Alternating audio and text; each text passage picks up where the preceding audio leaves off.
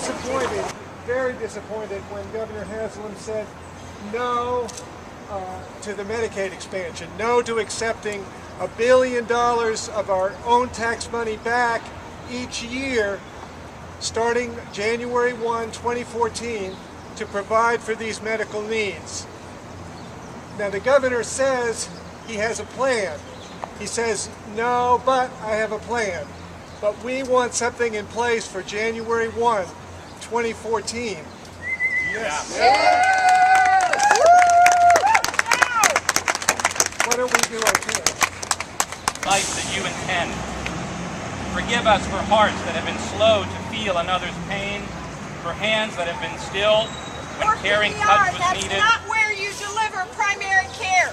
Over and over I'd see someone, chest pain, you need a test.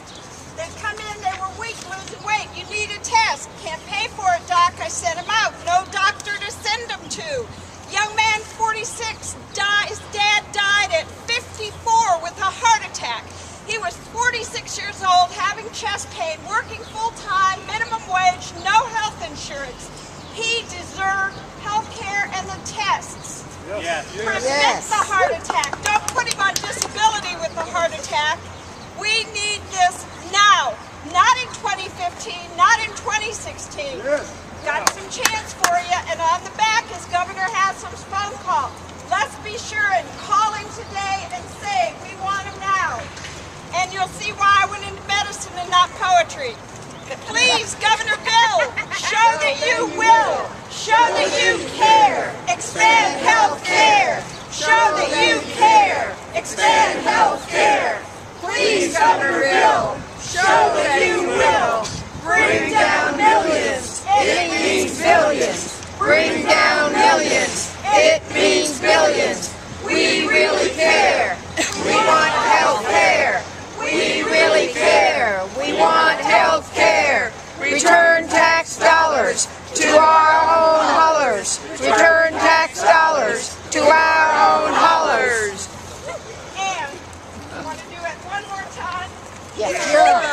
Please, Governor Bill, show that you will. Show that you care. Expand health care. Show that you care. Expand health care. Please, Governor Bill, show that you will. Bring down millions. It means billions. Bring down millions. It means billions. We really care. We want health care.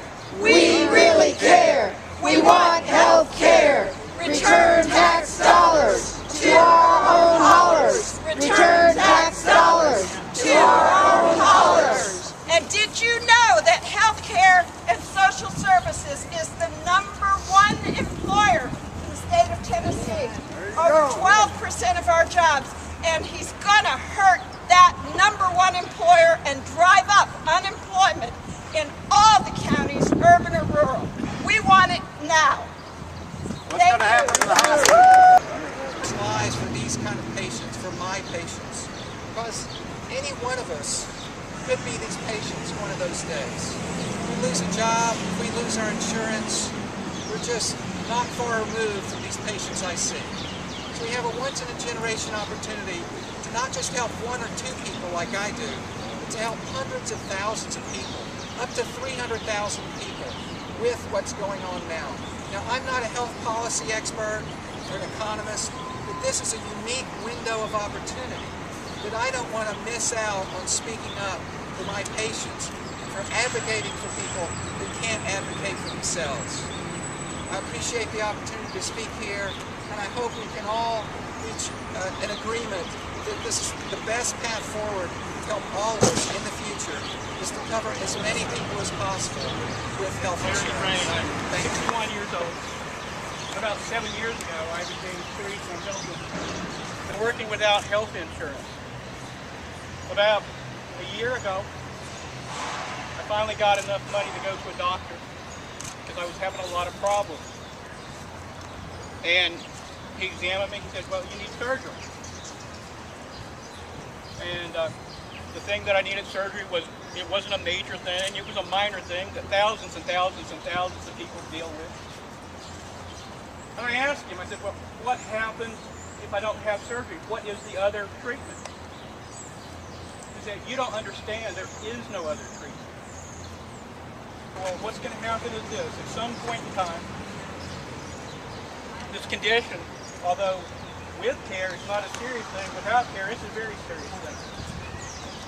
You're going to end up in the ER. If you get there fast enough and everything goes well, hopefully you'll have just some permanent damage. So what happens if I don't get there in time? I said, well, then there's a chance that you'll die. About 4 months ago, I found out that I had lost about 40 to 50% of the strength in my right arm. My wife kept on bugging me. She said, go to the doctor, go to the doctor, go to the doctor. I said, I don't have any money to go to the doctor. I can't go to the doctor. Finally, after a couple of weeks, I went to the doctor. And he said, look, I've got probably not really good news for you. I said, what's the news? He said, I think you've had a stroke. And he said, here's the test that we need to do to find out exactly what's happened, where it's happened, and what needs to happen next. And I said, well, I can't pay for those tests. Those tests are not going to count. So basically, he's taking his guess. He's given medication based on the assumption of what he thinks happened. Ended up going to the ER. Found out that I had a bill for $1,600. That if I went to a doctor, it wouldn't be anywhere close to $1,600. I'm a lot luckier than other people. I don't have cancer. I don't have a whole lot of other things. I don't have health care. The job got to the point where it became harder and harder and harder for me to do it and do it for real. About a week ago, I sat and I talked with my wife. She said, you know, I think this job is killing you. You need to stop.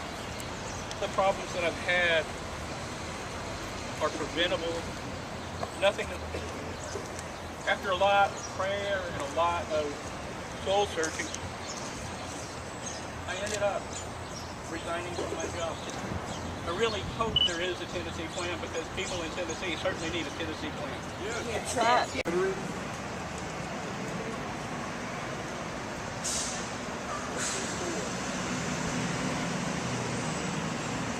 Let's also take a moment to hold in our minds and hearts the healthcare workers and hospitals who want to provide this care, whose jobs may be threatened by the lack of this money. Life that you intend. Forgive us for hearts that have been slow to feel another's pain, for hands that have been still when caring touch was needed.